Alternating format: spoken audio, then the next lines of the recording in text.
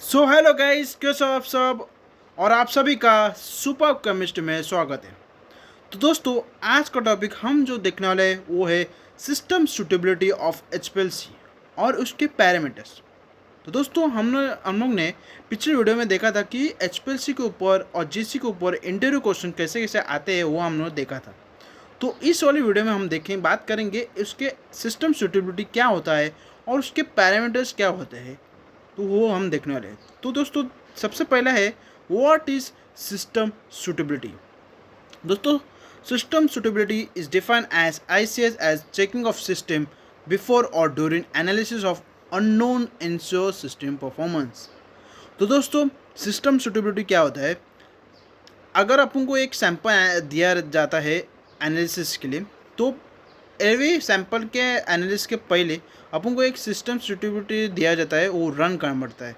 और उसका system suitability check करते हैं हम लोग कि उसके सब पैरामीटर जो भी है, जैसे थ्योरेटिकल प्लेट होगा, टेलिंग फैक्टर, रिजोल्यूशन है, या signal to noise ratio, RT, उसका सब मैच हो रहा है या as per the specification match हो रहा है, या उसके जो लिमिट दिया गया है वो लिमिट में आ रहा है, तो ही हम लोग सैंपल को एनालिसिस के लिए स्टार्ट करते हैं, प्रोसीड करते हैं। तो इससे क्या होता है दोस्तों, जो सिस्टम सूटेबिलिटी जो रहता है वो क्या करता है, जो सिस्टम वो is working perfectly before the analysis of HPLC and it required to done before every sample analysis.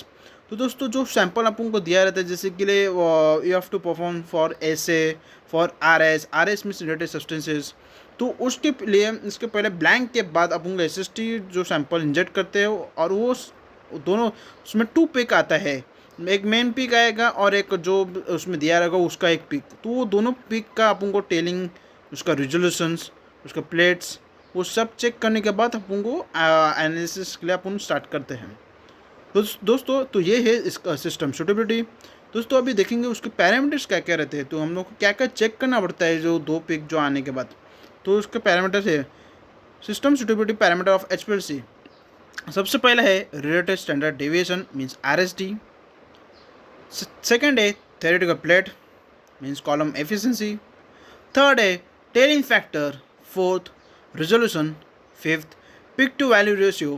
Sixth, capacity factor. Seventh, signal to noise ratio means SN ratio. Eighth, reference standard check. And nine, that is retention time. तो सबसे पहले हम देखेंगे R S D means related standard deviation. तो दोस्तों, R S D क्या होता है, means example we inject standard in replicate standard that is 5 to 6 standard we inject in SA or also in RS also. So we check the RSD of that standard. In many of case the specification limit is that is 2%. So what is RSD? RSD defined as a standard deviation expressed as percentage of mean. Okay, उसका जो mean रहेगा वो हम लोग calculate करते हैं। In H P L C 5 और 6 replicate injection of standard preparation, जो स्टैंडर्ड प्रिपरेशन रहेगा उसका 6 इंजेक्शन या 5 इंजेक्शन अपन करते हैं। मैं mostly we do 6 injection are injected and the R S D is calculated by. So this is the formula of R S D, that is S D divided by x1 into 100. So what is mean by S D? S D मतलब होता है standard deviation, और जो x1 जो रहता है उसका जो मीन रहता है उसको बोलते हैं हम x1। ओके, तो उसका जो रिक्वायरमेंट रहता है एज पर द 2% और लेस, तो 2% रहता है, not more than 2%।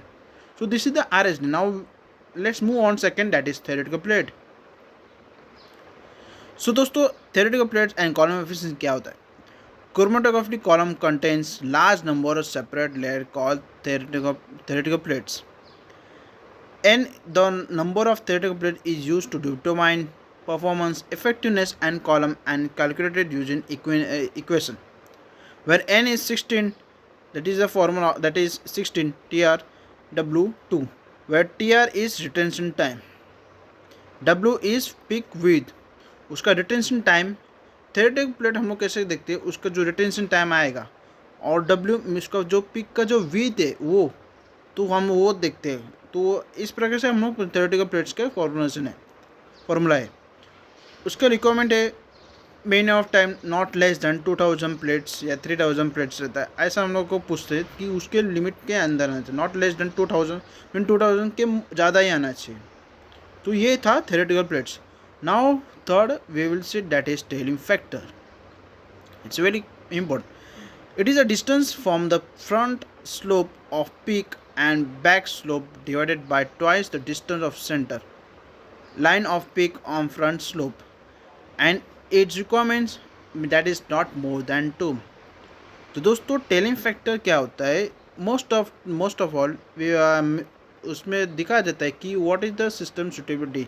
System suitability में क्या दिया जाता है कि उसके टेलिंग फैक्टर्स क्या रहते हैं, नॉट मोर देन 2। जो फ्रंट स्लोप मीन्स इधर डायग्राम में दिखा है, जो ए उधर से स्टार्टिंग और जो बी है उधर का एंड बैक स्लोप, वो उसी बीच का टेलिंग जितना आता है वो हम लोग कैलकुलेट करते हैं। अभी दोस्तों ये है टेलिंग फैक्टर का formula, that is A B divided by 2AC। This is the formula of tailing factor.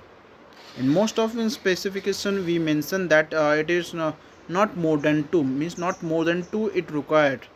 So this is the telling factor. So now let's move on, that is next is resolution.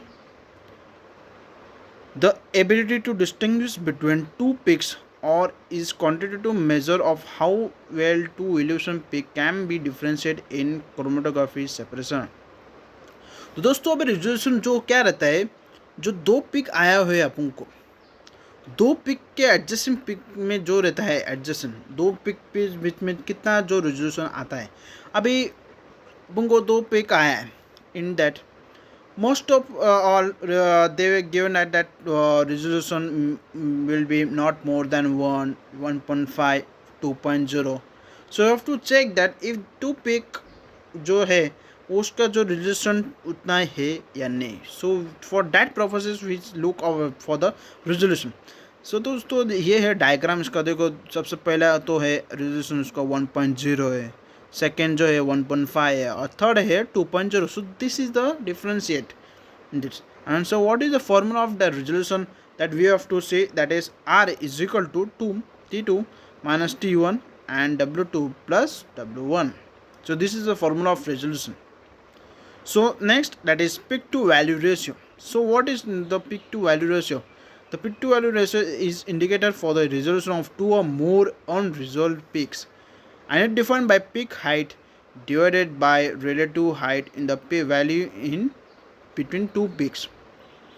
दोस्तों क्या होता है, देखो इस pick to value ratio में क्या होता है, सबसे पहले डिफाइन एज पिक हाइट। जितना पिक की हाइट है, एक दो पिक रहता है इसमें, टू पिक्स, एक पिक हाइट टॉप वाला हाइट और एक जो बाजू में है H1। देखो this is the height of peak 1 and H2।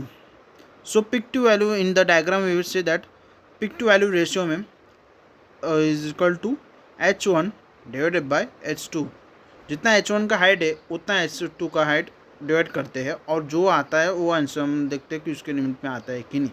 So this is the peak to value ratio. So next, that is capacity factor. The capacity factor is also called as capacity ratio. Capacity factor को हम दूसरा बोल सकते हैं हम capacity ratio, symbolise bye के। उसका जो सिम्बॉल जो होता है वो रहता है के। It is measure of retention of peak that is independent of column geometry of mobile phase flow rate. Okay, so the capacity factor is calculated by following formula. So this is also having a formula, that is K is equal to time spent by substances in stationary phase divided by time spent by substances in mobile phase. जितना time stationary phase में लगा वो divide by जितना time mobile phase में लगा।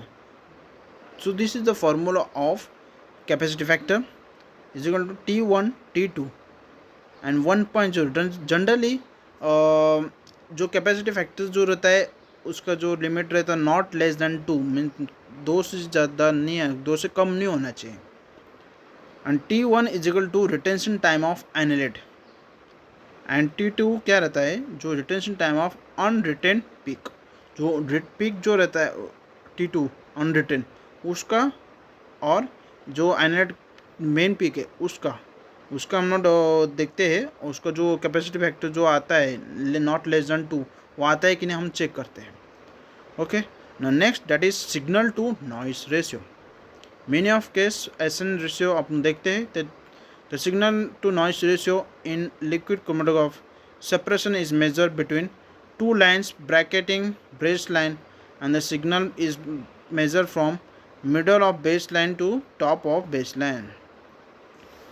Now let's see दोस्तों क्या इसमें बताया, जो मिडल के ऐसे सिग्नल टू नॉइस रेशियो क्या होता है, जो मिडल ऑफ बेस लाइन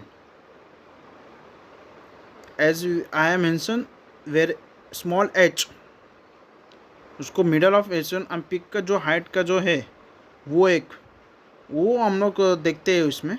और इसका फॉर्मूला जो क्या रहता है दोस्तों, H S N equal to 2h small h.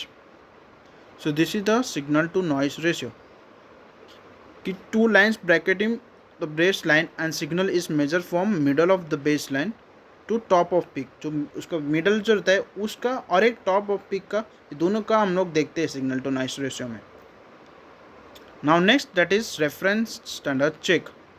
As we know that we inject standard 6 standard. Now after every sample we have to add a BKT also for check standard that of the standard is having a limit in that only ratio only or not. So two standard solution are prepared, that is A and B. First P, check the accuracy of solution preparations. The similarity factors should be 0.98 to 1.02. So we prepare two standard solution and दोनों का हम लोग को check करने का कि जो उसका जो सिमिलरिटी फैक्टर जो होता है 0.98 टू 1.02 आता है कि नहीं। सो उसका जो फॉर्मूला क्या रहता है रेफरेंस स्टैंडर्ड चेक का, average area of standard A, okay, and average area standard B into weight of standard B upon weight of standard A. So this is the formula of reference standard check. Okay, now last that is retention time.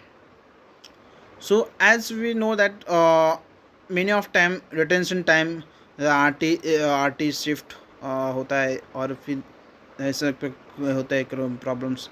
So what is retention time? Retention time is measure of the time taken by solute to pass through a chromatography, and it is calculated as time from injection of detection.